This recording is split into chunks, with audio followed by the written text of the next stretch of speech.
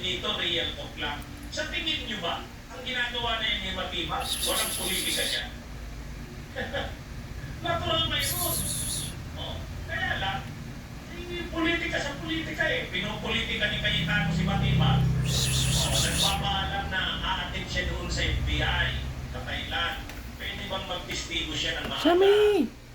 Ay, ang sagot ni Cayetano, sino siya para mitpahan ng Senado?